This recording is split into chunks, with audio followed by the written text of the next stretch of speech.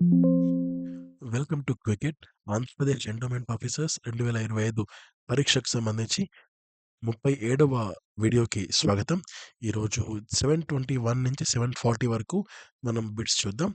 అందులో first question, Srisailam నందు దేవుడు ఎవరు? ఆన్సర్ శ్రీ మల్లికార్జున స్వామి. సో శివుడిని మల్లికార్జున స్వామి అని పిలుస్తారు శ్రీశైలంలో. నెక్స్ట్, మల్లికార్జుని భార్య పేరు భ్రమరాంబ. సో బ్రహ్మదేవుని యొక్క ప్రాణం ఎవరికి ప్రతీక? వశిష్ఠుడు. బ్రహ్మదేవుని యొక్క కుడి హస్తం ఎవరికి ప్రతీక? ఆన్సర్ ధర్మం. తర్వాత బ్రహ్మదేవుని యొక్క కనుబొమ్మలు ఎవరికి ప్రతీక?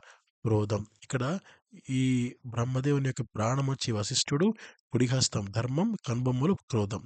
ఈ పాయింట్స్ అయితే బాగా గుర్తుపెట్టుకోండి. తర్వాత 726 క్వశ్చన్, చవితి నాడు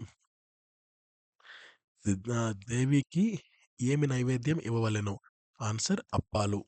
పాయసము నైవేద్యముగా పెట్టుట వలన కలిగే ఫలితము పితృదేవత అనుగ్రహము. గ్రీష్మ ఋతురాజు భార్యల పేర్లేమి? శుక్లశ్రీ, శుచిశ్రీ. ఎన్ని శ్లోకాల్లో సంక్షిప్త రామాయణాన్ని నారదుడు వాల్మీకి మహర్షికి చెప్పారు?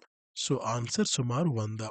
ఇక్కడ ఏంటంటే నారద మహర్షి ఆ, అంటే అందరికీ తెలిసే ఉంటుంది. బట్ ఒక చిన్న పాయింట్ ఇక్కడ చెప్తున్నాను.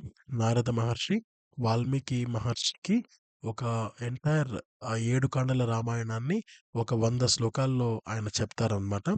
ఇది ఆ ఎంటైర్ కథ అని చెప్పి. సో ఆ 100 శ్లోకాల్ని సంక్షిప్త రామాయణం అని పిలుస్తారు. సో ఆ 100 శ్లోకాల్ని ఆయన చదివి, ఆయన అర్థం చేసుకొని, ఆయనకు ఒక బ్రహ్మదేవుడు ఒక ఆహ్, వరం ఇస్తారు. అదేంటంటే, ఆ పాత్రలోకి దూరి, ఆ పాత్రలో ఏం ఆలోచిస్తారో, ఎలా ఆలోచిస్తారో కూడా తెలుసుకునేంత వరం ఉంటది. సో, ఆ వరం వల్ల ఆయన మొదటి నుంచి ప్రతి శ్లోకం మొత్తం కలిపి 24,000 శ్లోకాల్ని ఆయన రాసి సంపూర్ణ రామాయణాన్ని ఆయన రాస్తారనమాట వాల్మీకి మహర్షి. నెక్స్ట్, భరద్వాజుని భార్య పేరు అమాయ. నెక్స్ట్, వాల్మీకి మహర్షి ఏ నది తీరాన ప్రయాణిస్తుండగా ఒక వేటగాడు క్రౌంచ పక్షుల జంటలోని మగపక్షిని బాణంతో కుట్టడం చూశాడు? ఆన్సర్ కమసా నది. సో రామాయణంకి బీజం పడిన సంఘటన అదే. మగపక్షిని బాణంతో కుట్టడం చూసి సో ఆయన విలువిల్లాడిపోతాడు. సో ఆయన ఆయన యొక్క మనసుని గురించి ఆలోచించి ఈ రామాయణం రాసే ఒక అర్హత అనేది ఆయనకు లభించే ఒక బీజం పడిన సంఘటన అనమాట అది. తర్వాత రామాయణ కావ్యంలోని భాగాలను ఏమని పిలుస్తారు అంటే కాండములు అని పిలుస్తారు. రామాయణంలో మొత్తం ఎన్ని కాండలున్నాయి అంటే 7 కాండలున్నాయన్నమాట. ఇంద్రజిత్తుకు గల మరో పేరు మేఘనాథుడు. విష్ణుమూర్తి యొక్క వాహనం గరుత్మంతుడు.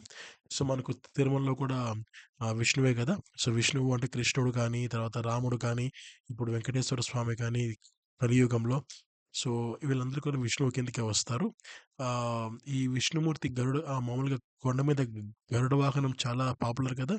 సో గరుత్మంతుడు ఆయన వాహనం అన్నమాట. కలిపురుషుడు నివసించు స్థానం హింస. స్త్రీ, స్త్రీ అంటే పరస్త్రీ వ్యామోహం ఏదైతే ఉంటుందో అక్కడ కలిపురుషుడు ఉంటాడు. నెక్స్ట్, జూదము, మద్యపానము, అసత్యము, మదము, కామము, విరోధము. సో ఈ అన్ని ప్లేసెస్లో కూడా కలిపురుషుడు ఉంటాడనమాట. శైవ పురాణాలు ఏవి? శివపురాణం, ల్ లింగ పురాణం, స్కంద పురాణం, అగ్ని పురాణం. ఇవన్నీ కూడా శైవ పురాణాలని పిలుస్తారు వీటిని.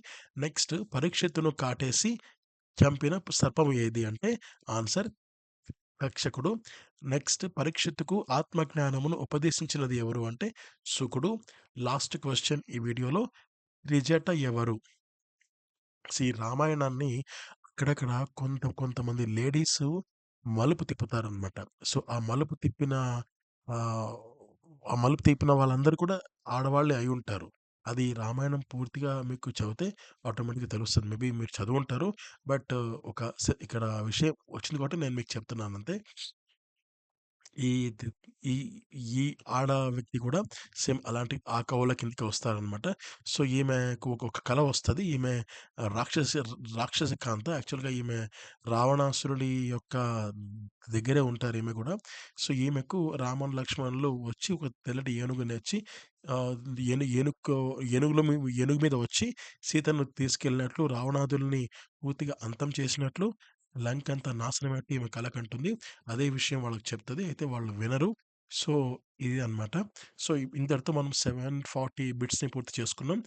37వ రోజు కూడా పూర్తయిపోయింది. సో, అండ్ నేను పీడీఎఫ్ అయితే ఉంటుందో అది పూర్తిగా 1000 బిట్స్ అయిపోయాక నేను మీకు తప్పకుండా ఫ్రీగా ప్రొవైడ్ చేస్తాను. Thank you so much. Have a great day. జై హింద్. నమస్తే.